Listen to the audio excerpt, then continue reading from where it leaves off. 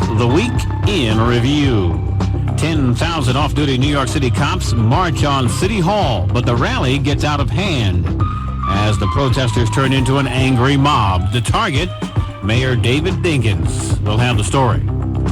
Bob Abrams wins the four-way race for the Democratic Senate nomination. Al Sharpton comes in a surprising third. The Bush administration still dodging Bill Clinton on presidential debates. We'll have our weekly discussion with KISS FM reporter Ann Tripp and New York Newsday's Michael Kottman. We'll have these stories and more this morning on The Week in Review. I'm Bob Slade. It was an ugly scene as thousands of beer-guzzling, venom-spewing off-duty police officers tried to bum rush City Hall during their protest last week. Their union, the Patrolmen's Benevolent Association, says it's upset over plans for an all-civilian complaint review board. But the protesters say it's more. What Dinkins did in Washington Heights, it's about what happened to that sergeant in Brooklyn who got suspended for doing his job. You know what I mean? This is getting ridiculous. According to the pictures on television, you'd never know just how nasty that protest was. You just saw people marching and chanting and that sort of thing. But those who were there say it was clearly racist. There were signs that read, "Dump the washroom attendant," as they waved toilet plungers. The target, Mayor David Dinkins. They also carried signs that read, "Now you got a nigger inside City Hall. How do you like that? A nigger mayor." And one cop yelled at a female TV reporter, "Here, let me grab your ass." Acting Police Commissioner Raymond Kelly had this reaction. For police officers in this city to cause a disturbance at City Hall and to block traffic on the Brooklyn Bridge is unprofessional and counterproductive. Cheerleading the cops were people like wannabe Mayor Rudolph Giuliani and Roy Innis of CORE. After the protest, an angry Mayor Dinkins held a news conference. Phil Caruso and the leadership of the PBA is responsible, and for Rudy Giuliani to urge them on, as it were, it demonstrates an irresponsibility on his behalf. He who professes to be a law enforcement person. The next day, a hot session at City Hall as the City Council opened debate on that proposal by the mayor to restructure the Civilian Complaint Review Board. Now, the mayor blasted some of the 10,000 police officers who demonstrated at City Hall, some of them using racial slurs directed at the mayor and the black community. But some of them out there yesterday who were calling out nigger, for instance, why would the people of our communities have confidence that they have the capacity to handle a tense situation in a minority community? Now, many of the cops were lawless, drinking beer in public, bum-rushing City Hall, and blocking Brooklyn Bridge traffic. PBA President Phil Caruso defended the cops, saying theirs was a human reaction. The exchanges between Caruso and the city council were heated. Here's one he had with Councilwoman Annette Robinson. Do not get respect. That's one of the problems. They've lost their self-esteem because there's no respect. It's not on the court of the community, to them. people. And you It's saw not that on the yesterday, court of the too. community. It's not on the court of the Always community. lay it on the police. Don't Sir, blame the community. Don't Mr. look Caruso, at the level of crime. I beg to differ with you. If Don't there's look at the anyone in level here of from my crime in the community. they will know that I Disrespect toward the walked on police. both sides of the street. And he got into another shouting match with Washington Heights Councilman Guillermo Linares. You ignored the needs of the morale of the police in that community. You are responsible for what happened yesterday, and so is the mayor. Oh, yeah? You have to share that responsibility. Let me tell you something. It's precisely that type of attitude that you have. It's that type of attitude that developed the sentiments on the part of the community. Hazel Dukes of the NAACP was outraged by the behavior of many of those cops protesting. They are rude to our mayor of this city of New York. I resent the fact that they cannot act like gentlemen and say this mayor, more than any mayor in the history of this city, has put policemen there to protect not only the citizens but to give them response for backup. Well, the city council plans another hearing on the review board changes next month. It's now time for our weekly discussion, and joining me, KISS FM reporter Ann Tripp and New York Newsday's Michael Kottman. Our senior correspondent Joe Bragg is on vacation on stand in sunny Puerto Rico. By way of Cancun, Mexico. Right. Where he was first. Traveling Joe Bragg. Mm-hmm. Anyway, on the serious tip, though, big story, of course, that demonstration. And Michael, you were right in the middle of a lot of that on Wednesday. Right in the thick of it. I mean, what I saw, and I think what most New Yorkers saw when they reviewed those tapes and watched television that night, was the most dangerous street gang in the city, as far as I'm concerned, the NYPD. 10,000 whiskeyed up, drunk on beer, I guess I should say, but it conjures up images for me from the 1950s where whites were whiskeyed up and running into homes to get themselves a nigger, and that's exactly what I saw out there on Wednesday. Many had beer in their hands and pistols in their waistbands, and screaming very abrasive, abusive, racist language directed at the New York City's first black mayor, a mayor that we all know that these cops don't want in office anyway, could care less about him, would like to see him out, ousted immediately, and many of whom I say do not live anywhere near New York City. Now, talking about Nassau, Suffolk, and Westchester County. Now tell us about some of the things that you actually saw.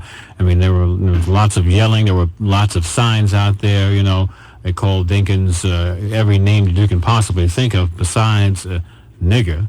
I saw, one sign said, dump the washroom attendant. Thought that was pretty classy. Another sign, which I thought was incredibly despicable, was a sign that said Dinkins sucks. And on the back, what it was a drawing, a pencil drawing shaded in of a face with a 1960s style, kind of an afro on top, with these very thick lips and genitals hanging from these lips. It was probably one of the most despicable things I saw. That was on a sign? And I was on a sign. Now, Ian, you have a picture over there. Tell me, what's that picture? It's one of the same things there, right? Dinkins sucks or something to that effect like that? What I noticed, I looked at the newspapers and I looked at the photographs that were shown, and I wondered why in most of the writing and most of the articles, nothing was mentioned about the racist nature that the demonstration took. It was angry, it was rowdy, but nothing was mentioned about the racist nature. And the Daily News had a picture of some officers of the law, in quotes, and the signs were, basically not offensive, but there was one man with a plunger, and his sign was turned around. And I understand from someone who was there that was the washroom attendant sign. And so I wondered why the Daily News photographer would allow him to turn that sign around for the picture. That's not even a valid picture then. Or what, was that staged? What was that? Why was the sign turned around? We interviewed cops Wednesday afternoon, and one cop told us that the reason David Dinkins doesn't like us is because he's afraid that we're going to go out and shoot all of his black people. It was comments like that inside of bars, and I think the people documented today, it was reported that cases and cases, dozens of cases of beer were sold at 2 or 3 bars right across from City Hall. I saw people openly drinking bottles of Budweiser at 10 a.m. prior to the rally. So many of these cops were very much intoxicated. And some of them were coming out of Legends, which is that sports bar. That's right. Over there right on Murray Street. Guzzling beer and having their guns displayed, showing their guns in their belts. And one stopped Councilwoman Una Clark, who was just trying to cross a street to go to her meeting. And one cop looks at another cop and says, this woman claims, this nigger claims she's a city councilwoman. Do you believe her? And they would not allow her to cross Broadway to go to a city council meeting at City Hall. She had to sit there and wait and read a book until they passed. And then she signaled a City Hall cop who was assigned to City Hall who recognized her, and he had to guide her in. I understand they were yelling also some sexist things at female TV reporters. One cop said, "Here, let me grab your ass." And on a couple of occasions, I understand they did grab the behinds of several women. Some working at City Hall, I believe, and some reporters. All right. Then there were two Times reporters who apparently got punched. All right, Alan Finder was kicked in the stomach. This came as no surprise, apparently, to several guardians of the Guardian Association, a black police organization who I talked to, who says for years, obviously there have been friction between white officers and black officers, but that it's come to a head and friction is intensifying because of the controversy surrounding the CCRB, which the Guardian Association stands behind the mayor on an all-civilian citizens complaint review board. But they have not seen this type of blatant racist kinds of demonstrations that we've seen from so many police officers. 10,000. I think this is the largest rally in recent memory that people can remember. Mm-hmm. Also, the fact that there were some black faces sprinkled in the crowd. Not very many, but there were some. I find it difficult to believe that these people could stand there and hear them yell nigger at the mayor and not have some sort of reaction, not have some sort of feelings toward that. I mean, I don't know. Did you talk to any black officers down there who were demonstrating? I tried to talk to a few. They didn't really want to have any parts of being interviewed. As a matter of fact, most people, black or white, didn't want to be interviewed, and what they said was, we'll let Phil speak for us. Black people who I approached wanted to crawl under a rock. They avoided me like the plague.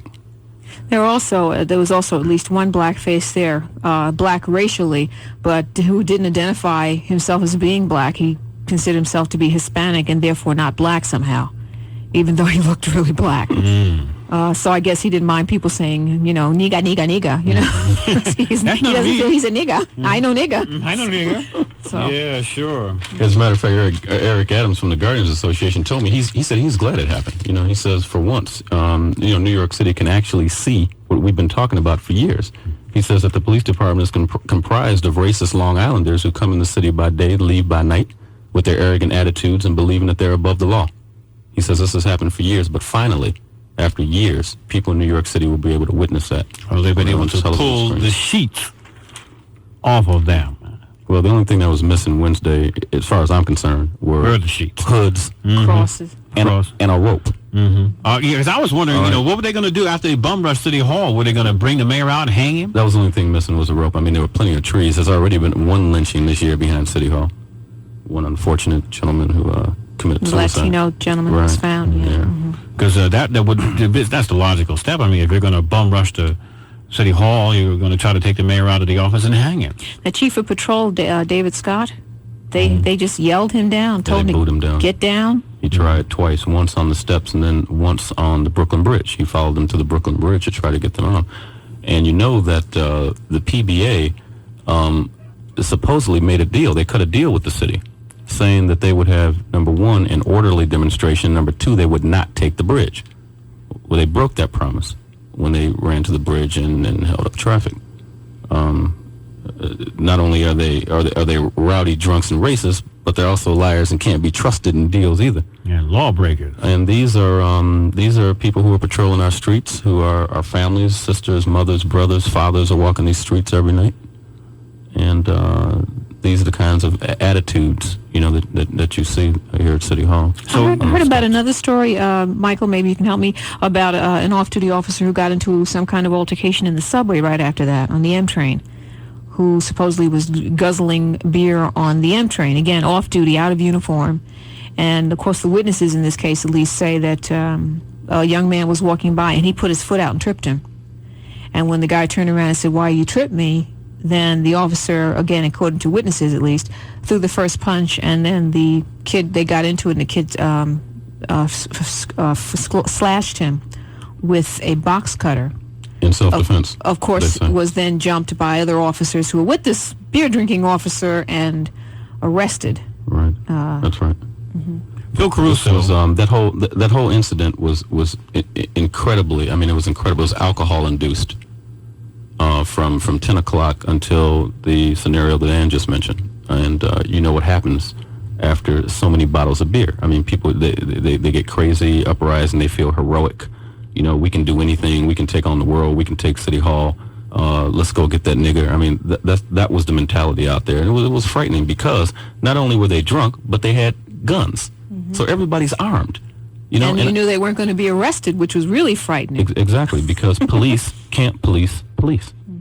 But Phil Caruso says they can. Phil Caruso swears up and down that they can. As a matter of fact, he called that, and we heard that in the cut that we played a few minutes ago, he called that a human reaction to the situations that have been going on in the city with the Civilian Complaint Review Board and the situation up. And he said that's a human reaction.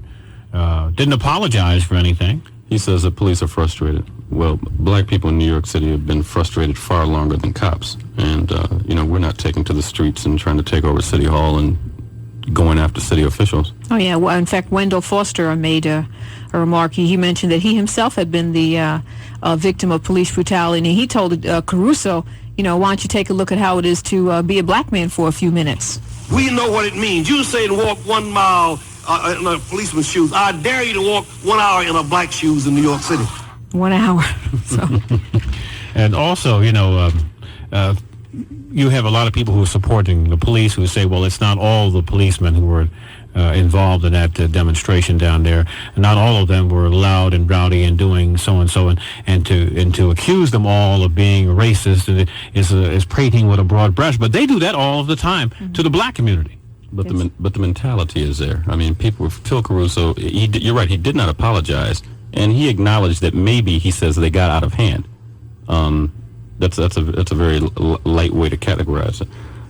But this is a mentality here because 50% of the New York City Police Department they don't live in the city. I mean, we're talking about people who live in Nassau, Suffolk, like I said, in Westchester County. Therefore, they can't even 60%. vote. They can't even vote for the mayor. Something like 60% of them live out of the city of New York. Caruso is incredibly insensitive. When Una Clark describes her racial encounter before the Public Safety Committee on Thursday to a packed house in City Council chambers, she described what happened being called a nigger by an off-duty cop.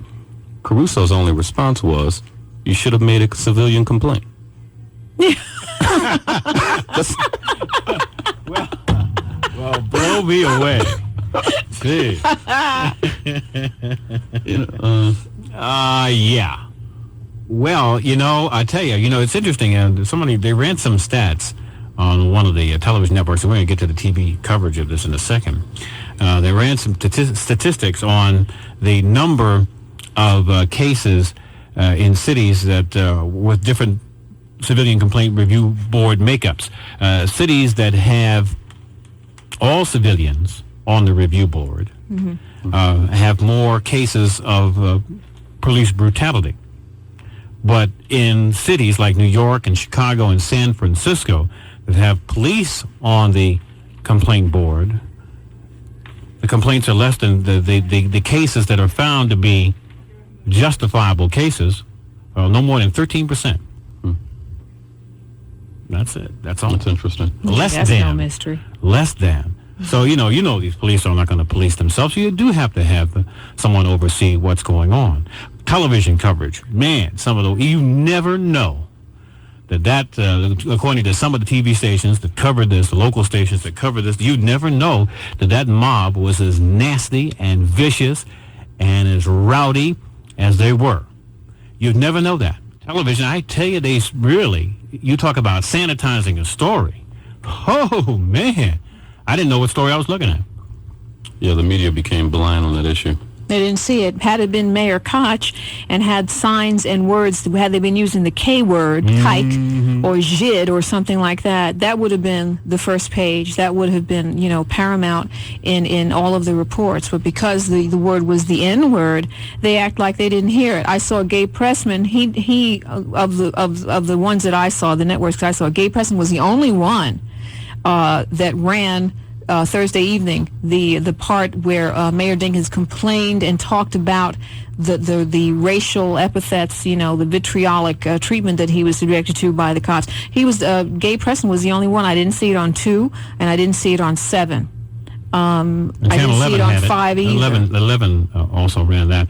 Also, you had situations, normally when they cover, like, say, riots, involving blacks or Hispanics, you see some of the worst behavior coming out, bottles thrown and people. I mean, in this thing, you didn't see any of that. What you saw was just fist punch in the air. Yes. And sign waving. But you didn't see people with the beer. Nope. You know, you didn't see them using racial slurs. Right. You know, and they blocked it out. Even the signs, like Ann said earlier. Now, I was standing in front of, right near, I think, Channel 2 and 7, and those signs were very prevalent, and they were, you know, almost hitting you in the face. I mean, you couldn't miss these signs.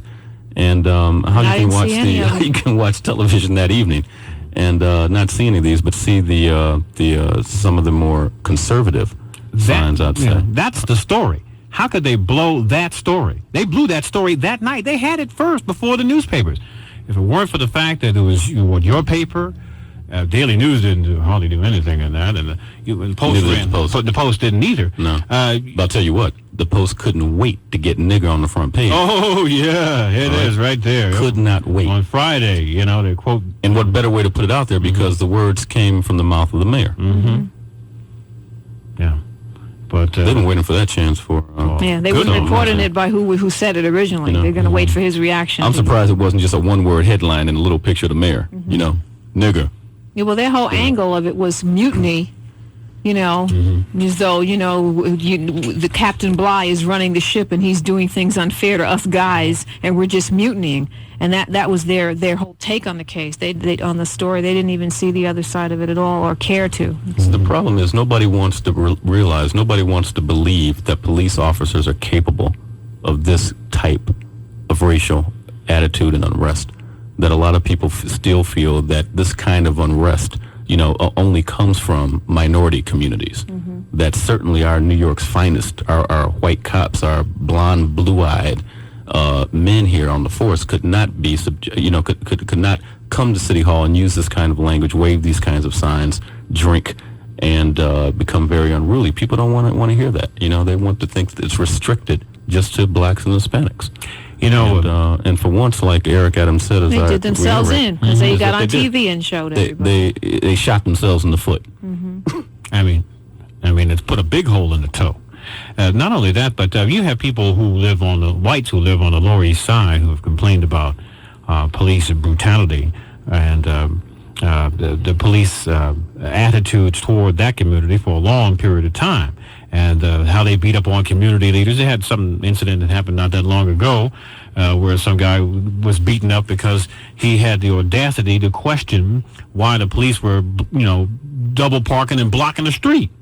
And they beat him all up. You know, you have that kind of situation, yet the media, for some reason or the other, doesn't want to pick up on these stories. I mean, this is, I'd like to know whose decision it was on the television station's part, whether it was the reporters or was it TV management or news management that decided to take the story in that direction. They all did the same thing. Channel 4, Channel 2, Channel 7, they all did not pick up on the racial epithets that were flying left and right, all the negative nastiness that came out of that. He mentioned it on Channel 4, but he mentioned it as alleged after. Well, yeah. Well, 2 days later, he said it. He says he tags it by saying the alleged. Alleged. Hey, come on. No, but I mean, it was like it was all sort of like well, let's get together, guys, and let's not focus on that part of the story. Let's just talk about the demonstration and how angry the cops are. And let's not talk about this other racial stuff. I think that we saw this before this. We've seen this recently in the writings of those articles that have been talking about the unrest in Germany, in particular East Germany, with the foreigners. They keep calling them German rightists. They don't call them racists. They will not use that R word. They just keep the rightists, the extremists, every synonym, but they won't say racists. And I think that's and they're bending over backwards not to say that. And in this case, you saw clearly how they bend over backwards not to cover that aspect of the story, which was a very important aspect of the story, and would have been important had anybody else been in City Hall of any other group been called a name except a black person. I thought it was very interesting in Friday's New York Times that the Times writes, quoting the mayor, quoting Jimmy Breslin in Newsday's column, saying that he heard, Jimmy Breslin heard the word nigger being thrown around repeatedly. Directly under that paragraph, the New York Times writes, 5 New York Times reporters covering the rally did not hear those racial slurs. Oh, no kidding. So it's all about editorializing and lying. Exactly, and ignoring what's going on. Right. Also, it's like the TV guys. They like to ride around in the police cars. If they figure if they do a negative story, they won't get a car ride. Or a tip. All right. Yeah. Because they get tips. Sure, they have friends in the department who will tip them. To the hot story or whatever crime story they're going to be jumping at. All right. Now, where do we go from here? I mean, I understand there's going to be another of these hearings. October 2nd. As a matter of fact, the mayor will be back to answer more questions. And I believe they may have a few more PBA officials. I'm not sure if Caruso's coming back. What about that wannabe mayor, Rudolph Giuliani? He helped stir up the pot. Oh, he surely did. And then we had... Taking his cue earlier from Marino. So you got Caruso, Marino, and Giuliani. And then you got to throw in Roy Innis. Roy Innis. He was in the house. He got cheered like nobody's business. It was pretty amazing.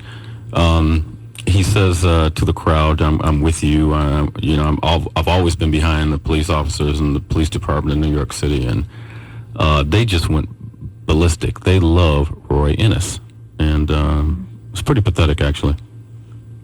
Wonder how Roy Innis feels about them calling the mayor a nigger. I mean, because they could turn around and easily look at him and say, "Yeah." No, but he probably said, "I know nigger." I know nigger. I something else. I'm from an island somewhere. All right. I think people from the islands are disgraced by him, though. Oh, really? Yeah. I don't think they own up to him.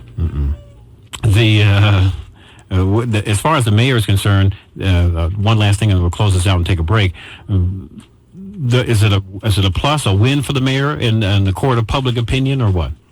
Yeah, I think that right before this incident Wednesday, that Caruso actually had a case. I mean, he makes his points very articulately about. Now, let me clear this up about the Civilian Complaint Review Board, not about the racism that's going along with this, but that particular issue. If you just limit it to that, he had a decent argument. I don't agree with him, but I'm saying that he could have swayed council members with that argument prior to that raucous, rowdy, racist demonstration that we saw on Wednesday.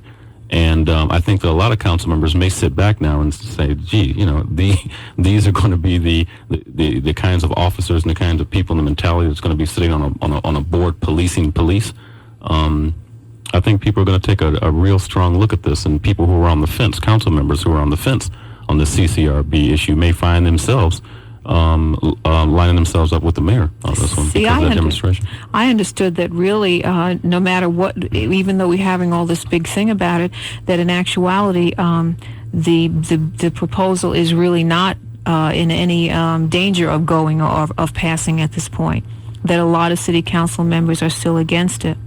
Even after Wednesday? Yeah, that's what I understand. I also think that the only point that I would agree with on Phil Caruso is that I think it would be fair to have at least one member on the board that is a police officer or has to have someone has to have knowledge of police tactics, and someone has to have knowledge of police procedure. They can do that. But you can find a civilian by finding that's what I was going to say. You can find a civilian with former expertise in that by virtue of who he was or something like that. But I think that can be incorporated. That has to be incorporated, of course. You have to have somebody on there that knows about police procedure. Clearly, police are incapable of policing each other. When they took those barricades and they jumped those barricades and headed for City Hall saying, "Let's take the hall," the blue uniformed police officers who were there to keep the peace moved aside. They did a sort of like what you call in baseball an ole. Exactly. Woo. They did that sidestep. Now, granted, I mean, who's going to stop 10,000 screaming drunk cops anyway? But the point being, nobody stood there and said, "You can't do this."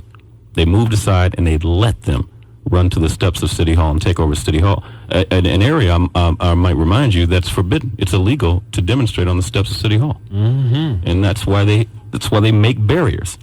I'm telling you, this reminds me of it's illegal some of to those. walk down the street in New York City with unopened containers with open containers of alcohol. That's right. That's right. All right. It's illegal to stand and block traffic on the Brooklyn Bridge.